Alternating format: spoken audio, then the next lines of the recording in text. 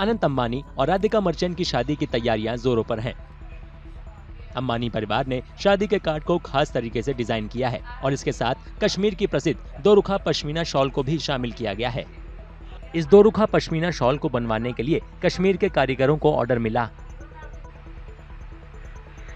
ये शॉल पूरी तरह से हाथ से बनी हुई होती है। शुरुआत में 250 शॉल का ऑर्डर दिया गया था और इस ऑर्डर को पूरा करने में लगभग 400 लोग लगे थे।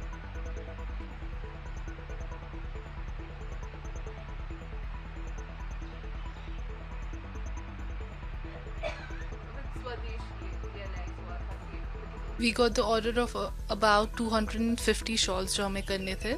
So this all started back in November जब उनने हमें पहला कॉल आया about that someone needs to see samples about they want to embroider the names shawls पे, तो और उनको चाहिए था दुर्रखा शॉल. तो दुर्रखा शॉल बेसिकली होता है which you can see here.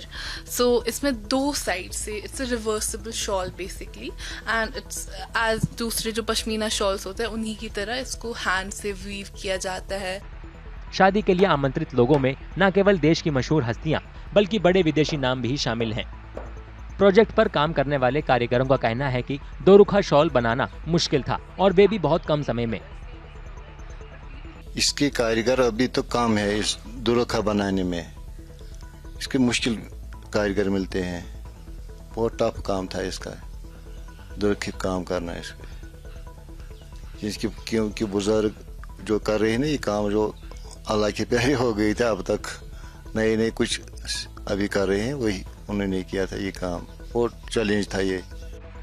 Kashmir घाटी की शानदार पश्मीना शॉल अपनी सुंदर सोजनी कढ़ाई और प्योरिटी के लिए जानी जाती है। उसमें भी ये दोरुखा पश्मीना शॉल बेशकीमती होती है। कुशल कारीगरों के हाथ से बुनी गई ये पश्मीना शॉल कश्मीर की समृद्ध सांस्कृतिक विरासत का प्रतीक है। रिलायंस फाउंडेशन की चेयरपर्सन नीता अंबानी की तरफ से लॉन्च किए गए मुंबई के स्वदेश हैंडीक्राफ्ट स्टोर ने कश्मीरी कारीगरों को ये ऑर्डर दिलाने में बड़ी भूमिका निभाई।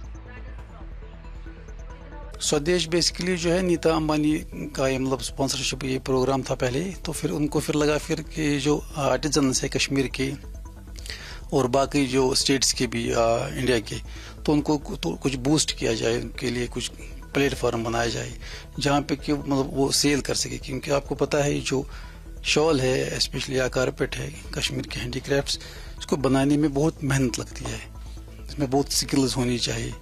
तो उन्होंने फिर एक इनिशिएटिव एक प्लेटफॉर्म क्रिएट किया जिसका नाम उन्होंने स्वदेश रखा।